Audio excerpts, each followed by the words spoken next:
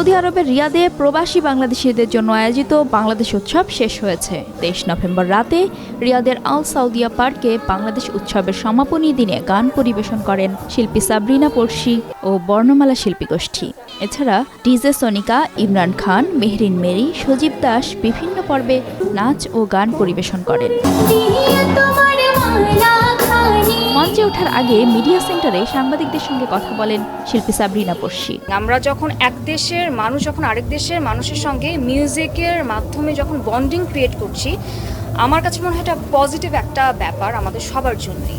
একটা পিস যখন আমরা নিয়ে আসছি, মিউজিকটা তো আসলে কোনো বাউন্ডারি দেখে না, সো সব কিছু মিলে আমার কাছে একটা ভালো লাগা অবশ্যই কাজ করছে। এখন বাকিটা আমার ব্যাপারে বলবো, যখন নাকি আমি গান গাওয়া শেষ করবো তখন বাকিটা বলতে পারবো। সৌদি আরবের মিডিয়া মন্ত্রণালয়ের গ্লোবাল হারমোনি ইনিশিয়েটিভের অংশ হিসেবে রিয়াদে প্রবাসী বাংলাদেশিদের জন্য 20 নভেম্বর থেকে শুরু হয় বাংলাদেশ উৎসব। এই উৎসবে সাংস্কৃতিক অনুষ্ঠানের প্রতিটি রাতে ছিল জমজমাট।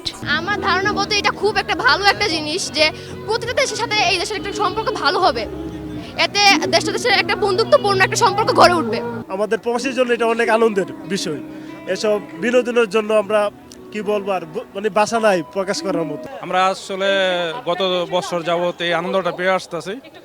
আগে আসলে এই ব্যবস্থাটা ছিল না, তো আমরা সবসময় টিভি মোবাইল নিয়ে ব্যস্ত থাকতাম, কিন্তু আসলে এরকম সরাসরি কোনো বিনোদন পাইতাম না।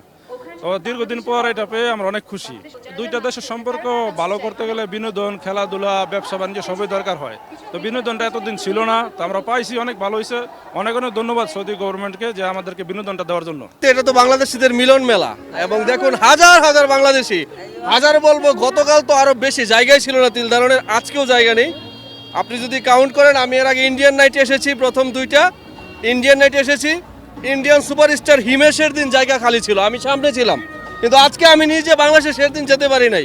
ফিলিপিন্স নাইটে আমি স্টেজের সামনে ছিলাম, পাকিস্তানি নাইটে এখানে হাঁটাহাঁটি করছি আমরা। বাংলাদেশি নাইটে বাংলাদেশ দেখিয়ে দিয়েছে, বাংলাদেশ যে তাদের শিল্পীদেরকে ভালোবাসে, বাংলাদেশ দেখিয়ে দিয়েছে। অসম।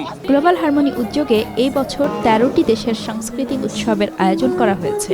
এর মধ্যে রয়েছে বাংলাদেশ, ভারত, ফিলিপাইন, ইন্দোনেশিয়া, পাকিস্তান।